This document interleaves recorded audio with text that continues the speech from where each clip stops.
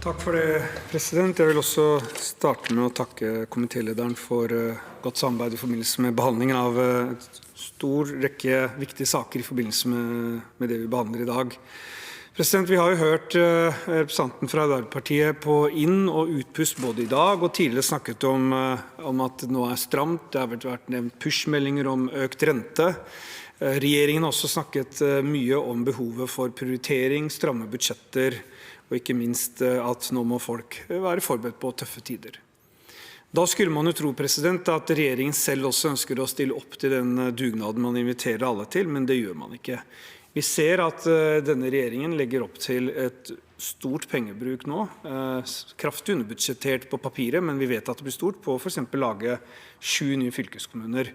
Når regningen ligger på bordet, så har regjeringen stukket av, og Arbeiderpartiets egen representant i Viken sier at hun føler seg manipulert. Hva er representantens kommentar til sin kollega i Viken? Ja, gode president, tusen takk for spørsmålet. Jeg lurer egentlig hørt representanten sitt svar til sin kollega Helge Orten i grunn. Vi opplever det samme, president, at ute i de fylkene som nå skal deles, så det vært ulike meninger om en bør deles eller ei.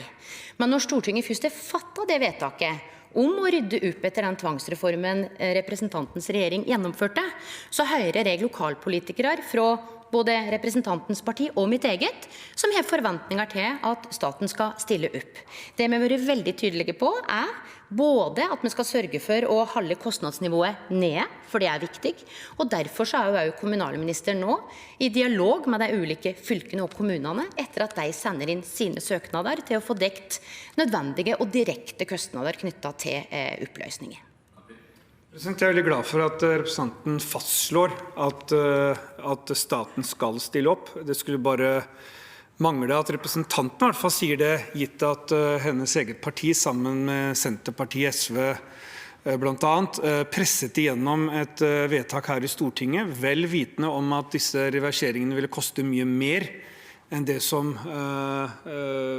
mest sannsynlig ville komme på bordet, og det var akkurat det som skjedde. Det sto i alle rapporter at for eksempel Viken alene ville koste opp mot 0,5 milliard hvis man skulle lage 3 nye fylkeskommuner. Det ville gå ut over tjenestetilbud, kompetanse og utvikling. Så kommer jo regjeringen nå med beløp som mye lavere.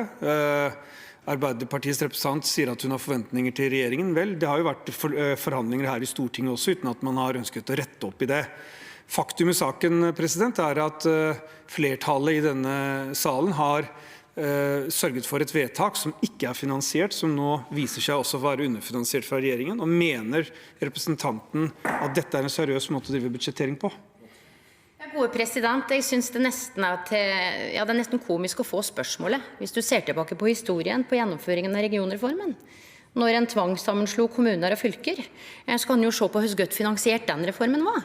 Det andre som jeg stusser på med angripet fra Høyre, det at den egentlig ikke ser ut til å klare å bestemme seg. For nå høres det ut som at representanten Kapur mener vi må stille opp med mer penger for deling av fylkeskommunene. Men når du ser til Høyres alternative statsbudsjett, så opererer Høyre i en virkelighet som om det vedtaket aldri fant sted. Og jeg hadde forventet mer av Høyre, at den faktisk tok inn i seg at et storting har vedtatt en deling av enkelte fylker, og da faktisk har lagt inn de kostnadene i sitt alternative budsjett. Men der ligger det da 0 kroner fra Høyre, mens Høyres egne representanter ute i fylkene krever at staten stiller opp.